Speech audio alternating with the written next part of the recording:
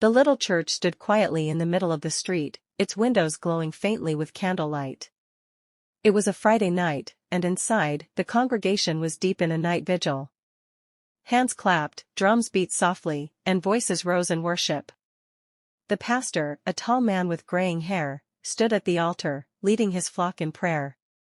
Everything was peaceful, until the doors burst open with a violent crash. The sound was so loud it silenced the entire church. The worshippers turned sharply, some gasping, others clutching their Bibles in fright. A man stumbled through the doorway, his chest heaving, his eyes wide with terror. His shirt was torn, sweat drenched his face, and his legs nearly gave way beneath him. "Help me," he shouted, his voice breaking with panic. "Please, help me. I don't want to die." For a moment, no one moved. Mothers held their children close. The ushers stood frozen. They all knew this man. His birth name was Timothy, but the streets of Lagos called him something darker, Black Angel. His name carried fear. Whispers about him traveled through alleys and marketplaces. He was known as a dangerous man, a man no one dared cross. Yet here he was, trembling like a boy. He staggered down the aisle and fell at the altar, clutching the pastor's robe with both hands. His voice was hoarse, desperate. "Pastor, please. Don't let me die. I don't want to die. The rest of them are gone, every last one of them is dead. I'm the only one left." The congregation watched in stunned silence. Some were too afraid to breathe. Others whispered prayers under their breath, not sure if they should pity him or keep their distance. The pastor steadied himself, though his heart pounded. Slowly, he placed a firm hand on the man's shoulder. His voice was calm, though the weight of the moment pressed heavily on him. "My son," he said, "go down on your knees." Black Angel collapsed to his knees, his body trembling. The pastor laid his hand on his head and prayed. "Lord, have mercy. Spare this man from the shadow of death. Protect him from the snare of the enemy. Do not let his soul be lost." When the short prayer ended, the pastor lifted his hand and looked directly into Black Angel's eyes. "Now tell me," he asked steadily, "who was trying to kill you?" The man's lips shook. His eyes darted across the room, then back to the pastor. He opened his mouth, but no answer came. Instead, his body slumped slightly, and his voice dropped to a broken whisper. "I was not always like this," he muttered. The pastor frowned. The congregation leaned forward. Every heart in the room waited for his next words. And so, the story began. Timothy, long before the world named him Black Angel, was born into an ordinary home. His father, a police officer, wore his uniform with pride. His mother taught at a government school, her smile always bright when she returned from class. They were not rich, but they lacked nothing. The children wore clean clothes, ate good food, and followed their parents to church almost every day. But then tragedy came without warning. Days after Timothy turned 14, his father left for work as usual. He never came back. His convoy had been ambushed by gunmen, and he had died from a bullet wound. The news shattered the family. Timothy's mother broke down completely. She would stare into empty space for hours, her hands trembling, her lips moving without sound. Her mind had cracked under the weight of grief. She was soon taken to a psychiatric hospital owned by their church. The children stood lost and broken. They had no father to protect them, no mother to guide them. Timothy and his 3 younger siblings were scattered among relatives. That was the day Timothy's world fell apart. The boy who once laughed freely would never be the same again. Timothy thought Lagos would be a new beginning. After his father's death and his mother's helplessness, he was sent to live with his uncle in the bustling city. At first, it seemed like life might settle into something bearable. His uncle's family gave him a place to sleep, food to eat, and even let him help out at the cement shop. But as the years passed, the kindness faded. His cousins mocked him, calling him names when he wore patched clothes. His aunt made him eat last, always giving him the smallest portion, and his uncle, once stern but fair, began to grow harsh. Every mistake, spilling a bag of cement, miscounting money, or returning late, earned Timothy a slap or a beating. One evening, after a particularly brutal whipping that left welts on his back, Timothy lay awake staring at the cracked ceiling. Tears blurred his eyes, but anger burned in his chest. He whispered to himself, "Never again. I won't live like this." The next morning, when his uncle sent him to the shop alone, Timothy saw his chance. In the drawer lay a bundle of crisp naira notes, money from a big sale. His hand shook as he reached for it. His heart pounded, but his mind was clear. If he stayed, he would die slowly in misery. If he left, he at least had a chance. Stuffing the cash under his shirt, he walked out and never looked back. With that money, Timothy rented a tiny room in a slum near the market. The walls were thin, the roof leaked, but it was his. For the first time, he felt a taste of freedom. Using part of the money, he bought women's shoes from traders and began hawking them on busy streets. Under the scorching sun, he called out to passers-by, his voice eager, his smile wide. Fine shoes. Affordable. Strong and lasting. People bought. Slowly, coins filled his pocket. For a brief moment, life seemed to be turning around. He dreamed of saving enough to bring his younger siblings to Lagos. He even pictured opening a small shop, a sign with his name painted on it. But Lagos was a city that gave and took with the same hand. One night, when he returned to his room, he found the door broken. His mattress was overturned, his clothes scattered, and his savings gone. Thieves had stolen everything. Timothy fell to his knees, fists pressed to the cold floor. All his dreams had been swept away in a single night. With no money and no hope, he accepted a job as a night security guard at a warehouse. The pay was small, but it offered survival. The first nights were quiet, the crickets louder than his footsteps. Then, on the fourth night, it happened. Shadows moved swiftly. Masked men stormed the warehouse, brandishing weapons. Timothy froze, terror clutching him. He had never seen them before, yet in the middle of the chaos, one robber hissed his name. Timothy. The sound echoed like a curse through the security footage. Before he could react, the robbers vanished into the darkness, leaving broken locks and stolen goods. By morning, Timothy stood in chains, accused of being part of the crime. The warehouse owner's words cut like a knife. You betrayed me. You called them yourself. No. I didn't. Timothy pleaded, but no one listened. The trial was quick, the sentence cruel. Thrown into prison, Timothy felt the last light in him dim. Days turned into weeks, weeks into years. Behind iron bars, he learned to survive by hardening his heart. The gentle boy inside him faded away, replaced by something sharper, colder. 9 long years later, at age 29, he walked out of the prison gates. His name was still Timothy, but that boy no longer existed. From the ashes of his pain, a new name rose, one whispered with both fear and respect. Black Angel.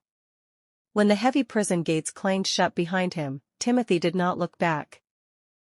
The boy who once answered to that name was gone. What stepped into the blistering Lagos sun was a different creature, hard, cold, and dangerous. 9 years had forged him into something else. On his arm, crude tattoos marked his rank. In his eyes, a fire burned that no tears could quench. In prison, he had shed the name Timothy. There, among murderers and thieves, he was reborn as Black Angel.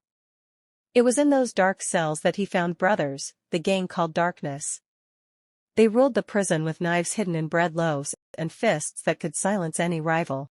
Black Angel proved himself quickly, showing no mercy, and earning respect in blood. By the time his sentence ended, the gang was already waiting for him. Lagos had changed, but crime hadn't. Drugs, robberies, assassinations, darkness had its hands in everything.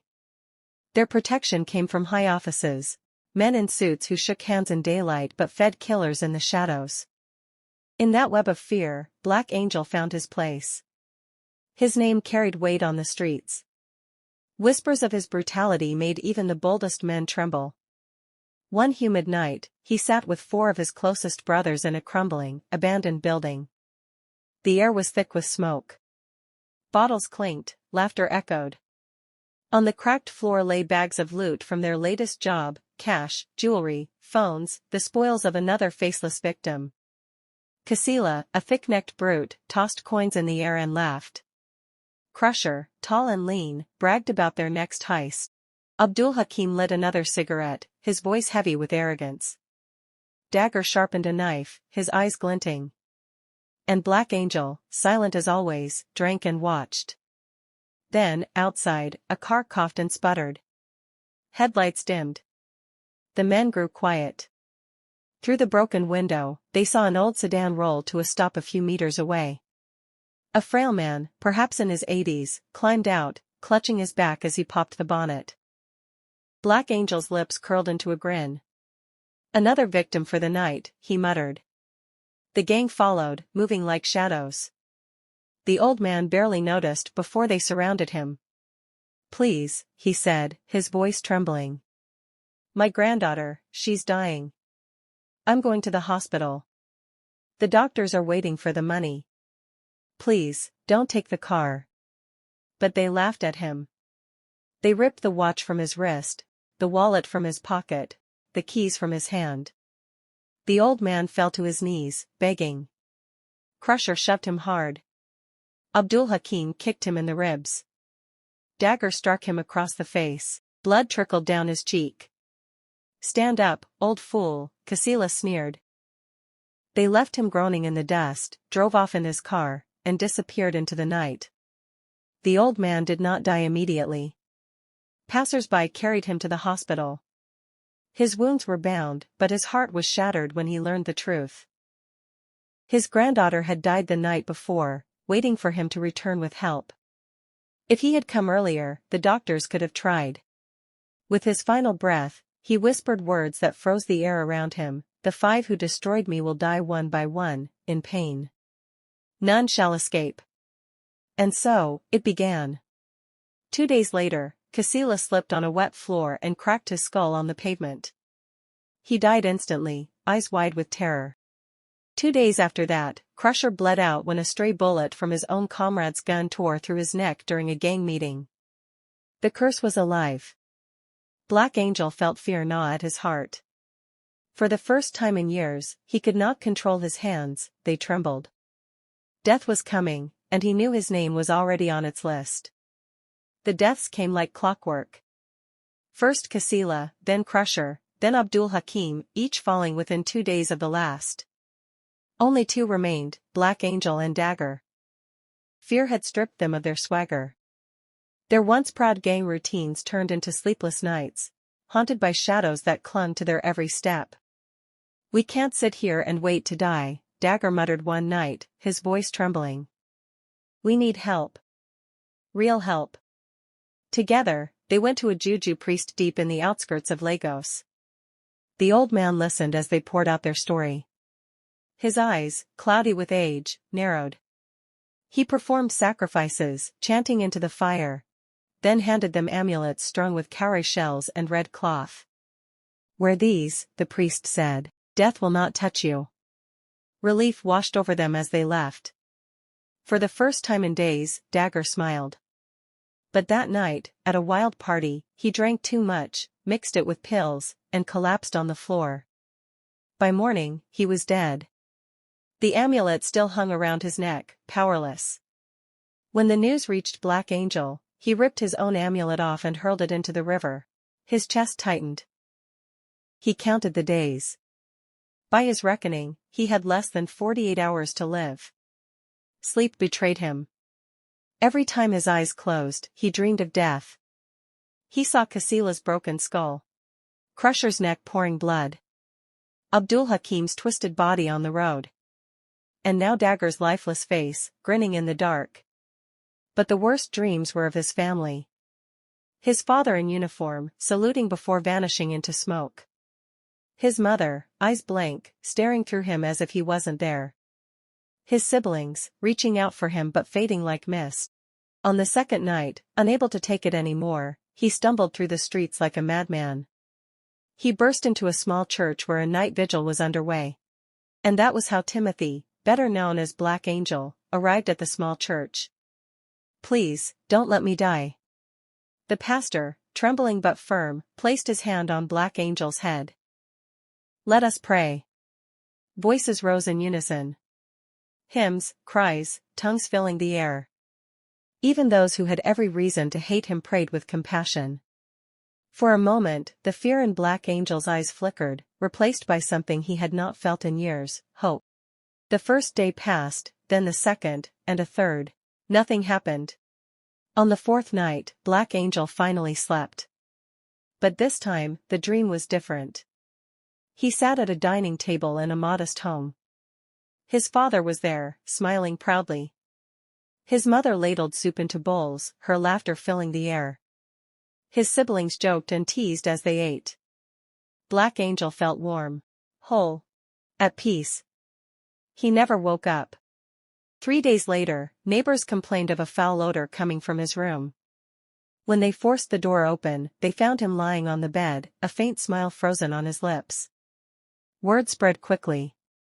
The man who once made Lagos tremble had died quietly, not in a hail of bullets, but in his sleep, claimed by a curse, or perhaps by his own haunted soul. Some whispered it was justice. Others said it was fate. But all agreed on one thing: the story of Black Angel would never be forgotten. Thank you for staying till the end. Please like, share and subscribe to this channel for more stories like this.